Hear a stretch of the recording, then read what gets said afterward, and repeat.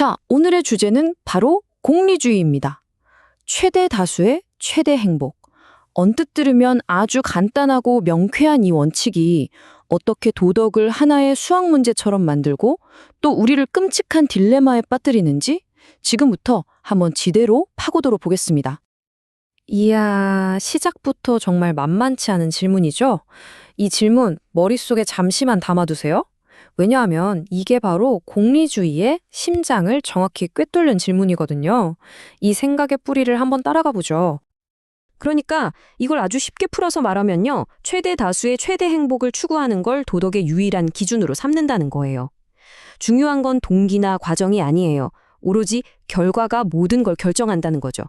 결과적으로 더 많은 사람이 행복해졌다면 그게 바로 선한 행동이라는 겁니다.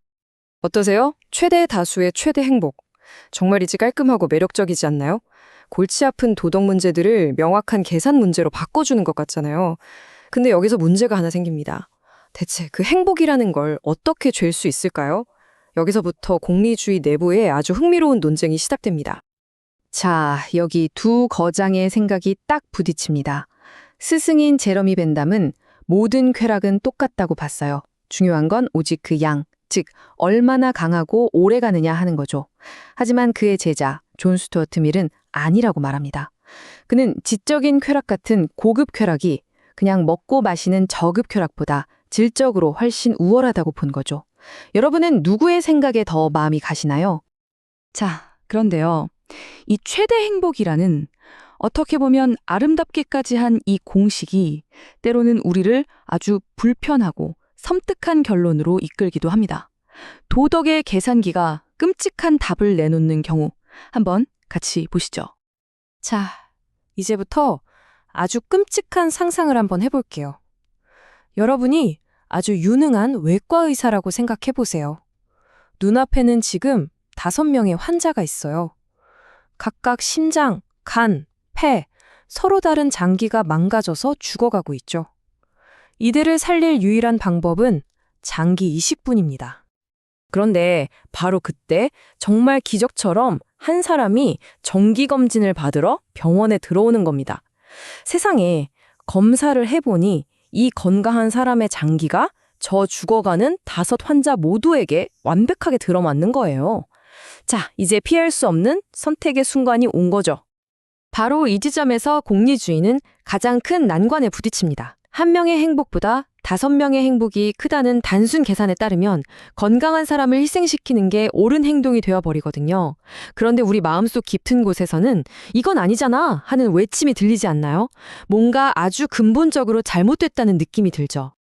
자, 이런 끔찍한 결론을 피하려고 공리주의 철학자들도 가만히 있지는 않았습니다.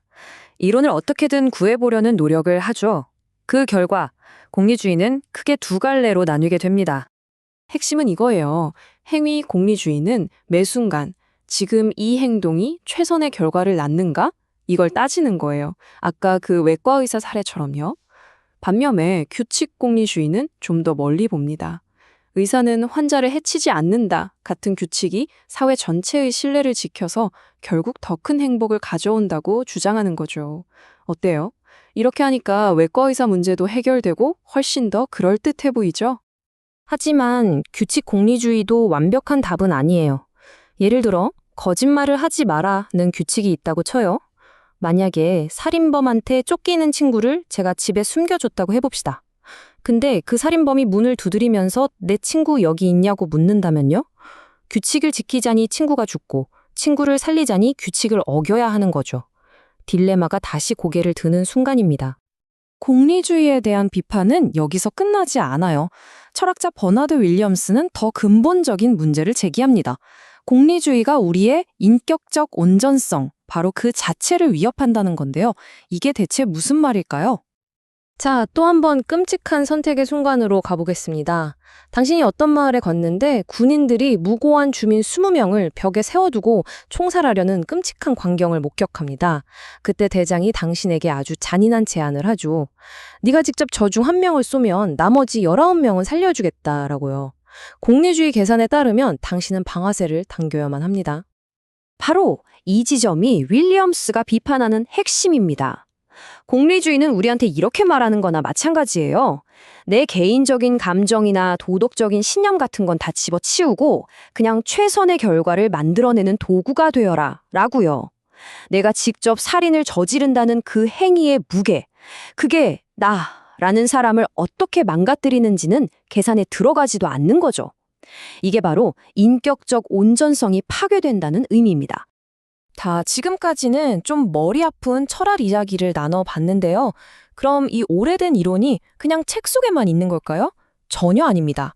지금부터는 이 공리주의가 오늘날 우리 세상에 얼마나 깊숙이 들어와 있는지 한번 살펴볼게요. 아마 생각보다 훨씬 더 가까이 있어서 놀라실 겁니다. 생각해보세요. 병원 응급실에서 위급한 환자가 여러 명일 때 생존 가능성이 더 높은 사람을 먼저 치료하죠. 또 팬데믹 때 한정된 백신을 누구에게 먼저 맞춰야 할지 결정하는 것. 정부가 어떤 정책을 펼 때 비용 대비 편익을 따지는 것. 이 모든 게 사실은 공리주의적인 생각에 바탕을 두고 있는 겁니다. 최대 다수의 최대 행복을 위한 아주 현실적인 선택들이죠. 특히 최근에 주목받는 효과적 이타주의라는 운동은 공리주의를 정말 적나라하게 보여주는 예시예요. 이 그래프를 보시면 바로 이해가 되실 겁니다. 그냥 내가 감정적으로 끌리는 곳에 기부하는 게 아니고요. 내가 가진 돈으로 단 한 명이라도 더 많은 생명을 구할 수 있는 곳, 가장 효율적인 곳에 기부해야 한다는 거죠. 굉장히 합리적이지만 어딘가 좀 차갑게 느껴지기도 하죠. 결국 우리는 처음 시작했던 그 지점으로 다시 돌아오게 됩니다. 세상을 더 좋게 만들려는 공리주의의 고결한 목표, 그리고 그 과정에서 한 개인의 권리나 신념이 너무나 쉽게 무시될 수 있다는 불편한 진실.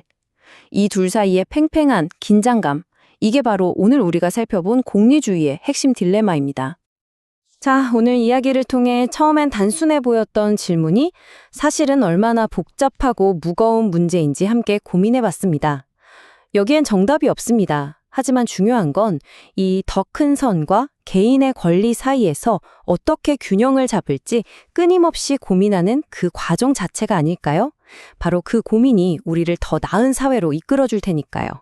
여러분은 어떻게 생각하시나요?